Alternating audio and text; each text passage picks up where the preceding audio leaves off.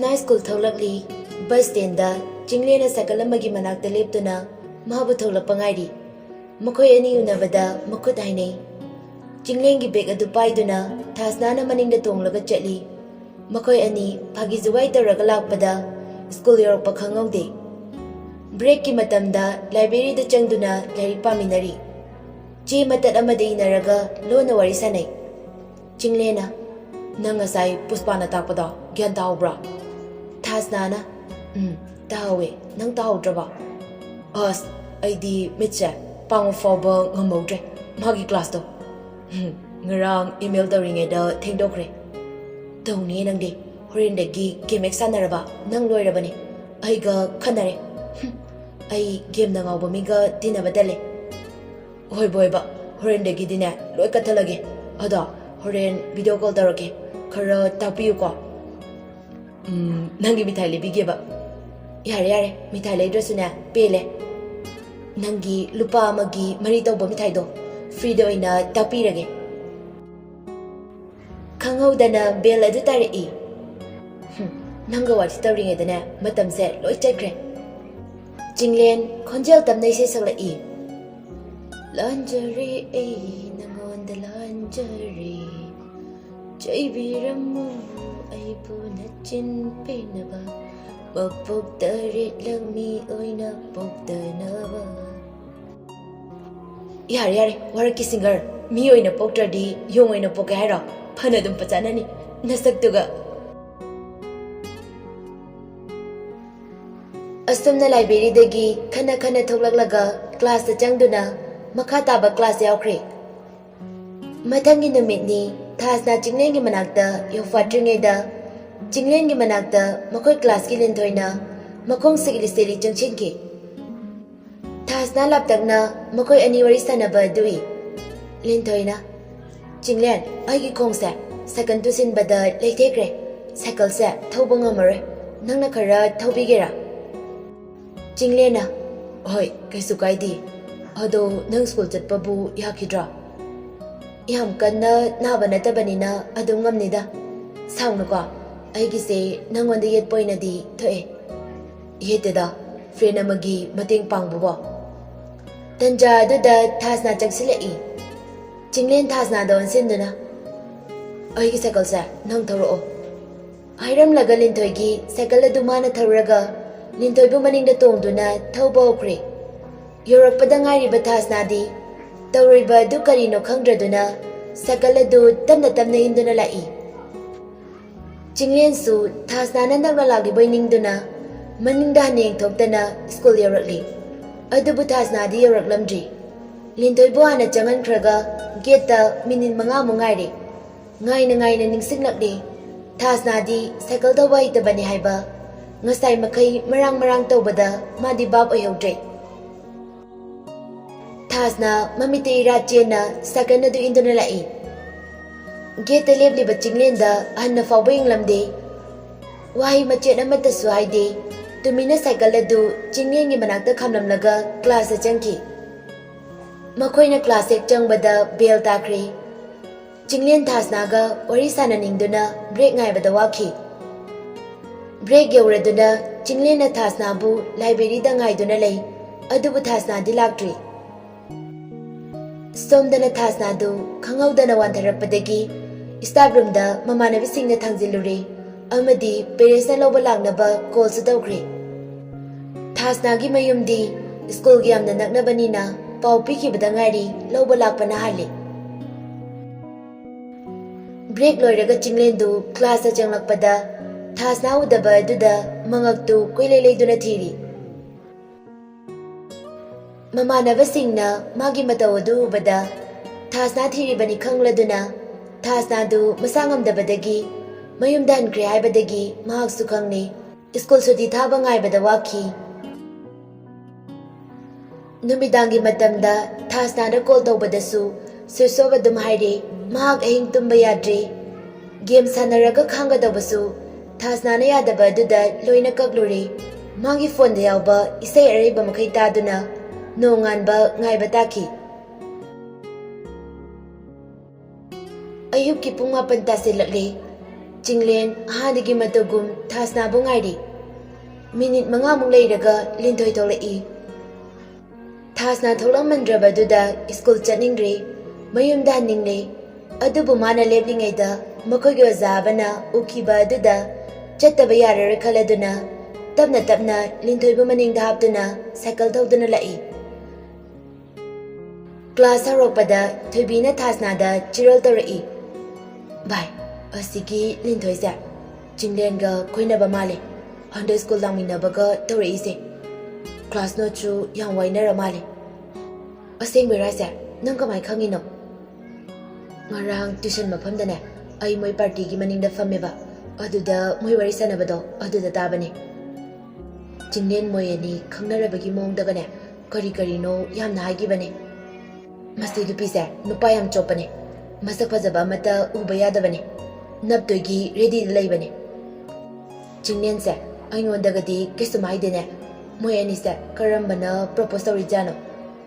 Khangdeda adudi isu nang Chinglen ga adu yamna luna dinarido mongonda hango loi khangani. School halakpadagi Chinglen uniform fawba hongdokani khangdaba makai famungda hiptuna lei. Pung 6 tarakpa duwaida magi phone adu kolai. Hingchabing coming. Chinglen harauna hingchabya. Kaidaramina. Sumipamane. Nang engonda sawa malendaksi. School chatpa sungairamde. Library da su sunglakidre. Class su haifet fawba yenglakte. Nang yamna honge. Hanaga sungan manadre. Ai kisum saudi. Aduga karigi ngarang phone up thamiba. School da su aina kauba su ongkumde. Demand sari ba kaidura.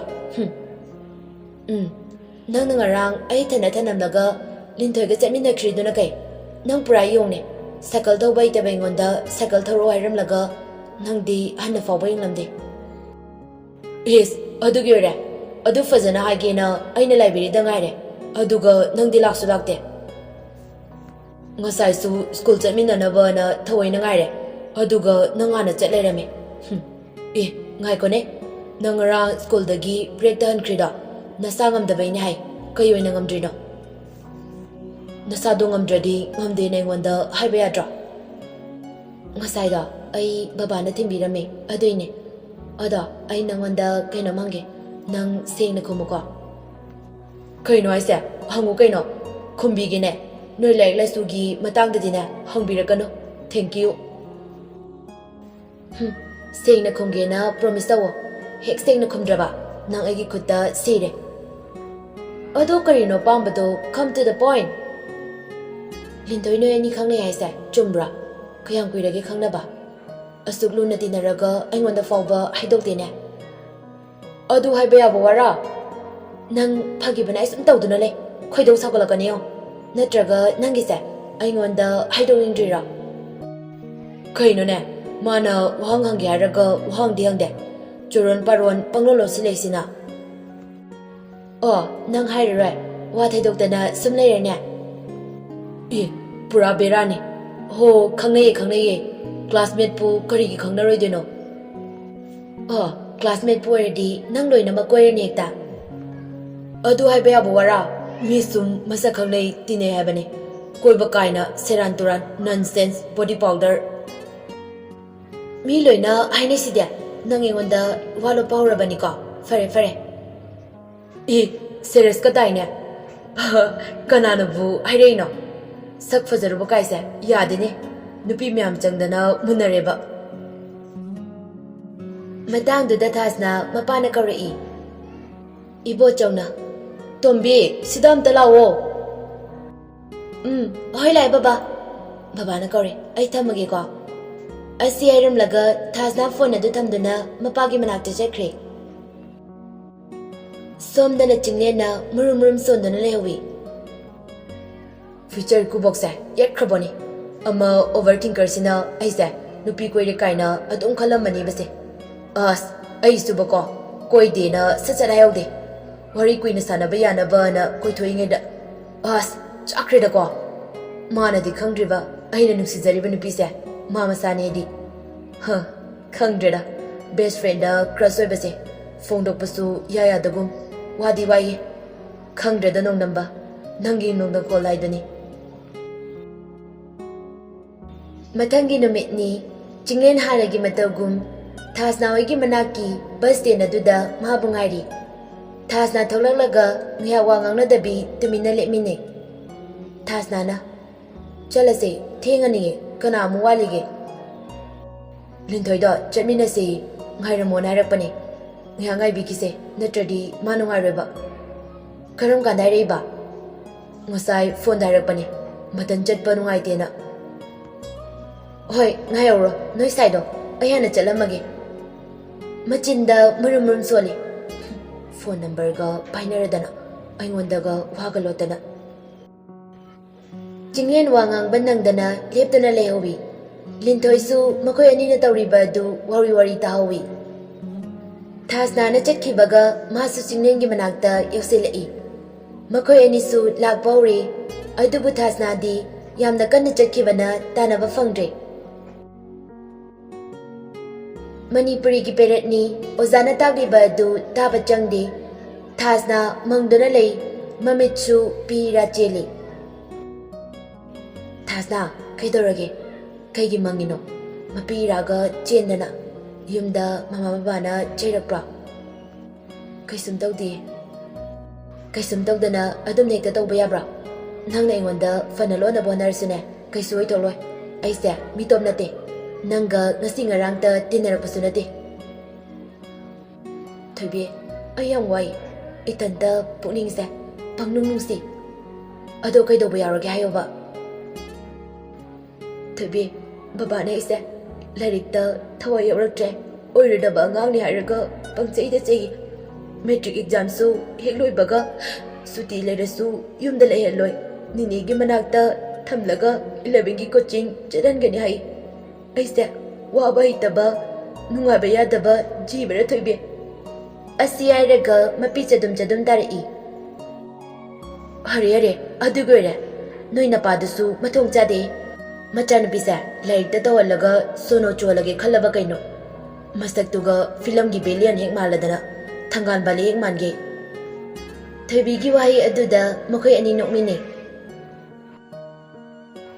School ꯁꯨꯇꯤ ꯊꯥꯔꯛꯄ ꯃꯇꯝꯅꯤ ꯊꯥꯁꯅꯥꯒ ꯊꯣꯏꯕꯤꯒ ꯊꯣꯛꯃꯤꯟꯅꯔꯛꯏ get ꯌꯧꯕꯗ ꯊꯥꯁꯅꯥꯅ ꯊꯣꯏꯕꯤ ꯅꯣꯏ ꯕꯕꯥ ꯑꯥꯗ ꯉꯥꯏꯔꯒ ꯂꯩꯔꯦ ꯅꯪꯗꯤ ꯆꯤꯡꯂꯦꯟ ꯍꯟꯃꯤꯟꯅꯗꯣꯏ ꯅꯠꯇ꯭ꯔꯣ ꯑꯩ ꯆꯠꯂꯝꯃꯒꯦ ꯕꯕꯥꯏ